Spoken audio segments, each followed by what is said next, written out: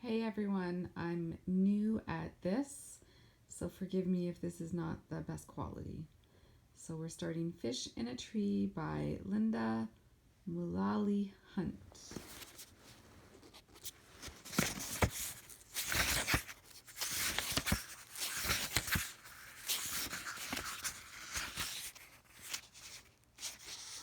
Oh, I'm just going to read the beginning. This book is dedicated to teachers who see the child before the student, who remind us that we all have special gifts to offer the world, who foster the importance of standing out rather than fitting in, and for kids who find their grit to conquer life's challenges, no matter what those challenges may be. You are heroes, and this book is for you. Chapter 1. It's always there, like the ground underneath my feet. Well, Allie, are you going to write or aren't you? Mrs. Hall asks. If my teacher were mean, it would be easier. Come on, she says. I know you can do it. What if I told you that I was going to climb a tree using only my teeth? Would you say I could do it then? Oliver laughs, throwing himself on his desk like it's a fumbled football. Shay groans. Allie, why can't you just act normal for once? Near her, Albert, a bulky kid who's worn the same thing every day, a dark t-shirt that reads Flint, sits up straight, like he's waiting for a firecracker to go off. Mrs. Hall sighs. Come on now, I'm only asking for one page describing yourself. I can't think of anything worse than having to describe myself. I'd rather write about something more positive, like throwing up at your own birthday party. It's important, she says. It's so your new teacher can get to know you. I know that, and it's exactly why I don't want to do it. Teachers are like the machines that take quarters for your bouncy balls. You know what you're going to get, yet you don't know, too.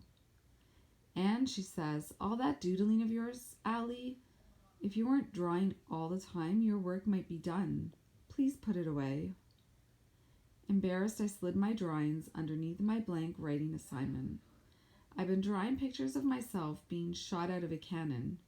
It would be easier than school, less painful.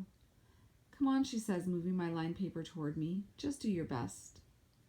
7 schools in 7 years, and they've all been the same. Whenever I do my best, they tell me I don't try hard enough. Too messy, careless spelling. Annoyed that the same word is spelled different ways on the same page. And the headaches. I always get headaches from looking at the brightness of dark letters on white pages for too long. Mrs. Hall clears her throat. The rest of the class is getting tired of me again. Chairs slide, loud sighs. Maybe they think I can hear their words. Freak, dumb, loser. I wish she would just go hang by Albert, the walking Google page, who'd get a better grade than me if he just blew his nose into the paper. The back of my neck heats up. I don't get up. She always lets me slide. It must be because these are for the new teacher and she can't have one missing. I stare at her big stomach. So did you decide what you're going to name the baby, I ask? Last week we got her talking about baby names for a full half hour of social studies. Come on, Allie. No more stalling. I don't answer. I mean it, she says. And I know she does. I watch a mind movie of her taking a stick and drawing a line in the dirt between us under a bright blue sky. She's dressed as a sheriff and I'm wearing black and white prisoner stripes. My mind does this all the time.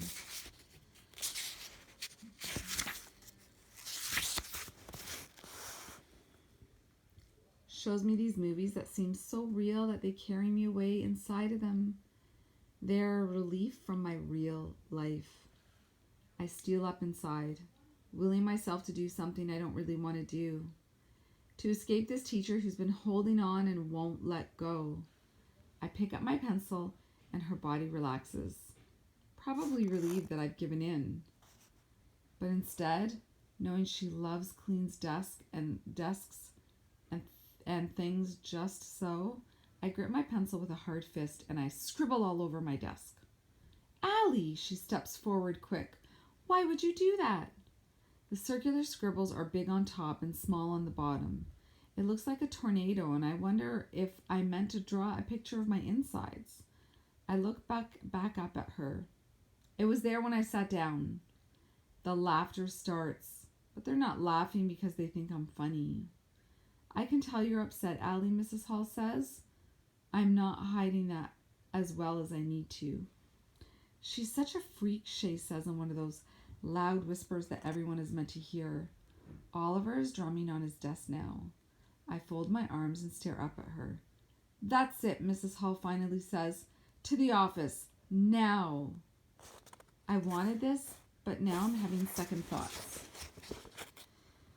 Allie, huh?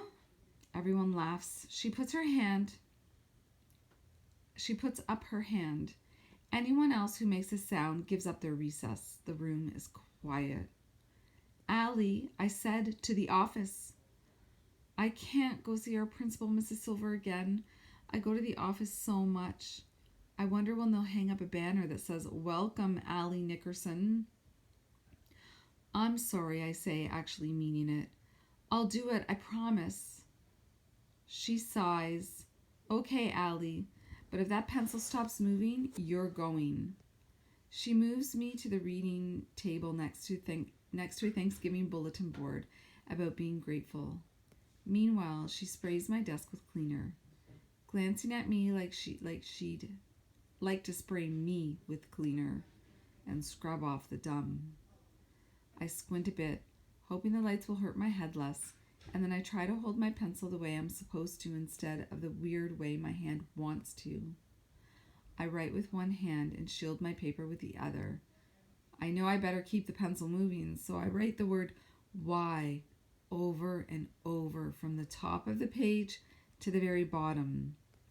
1, because I know how to spell it right, and 2, because I'm hoping someone will finally give me an answer.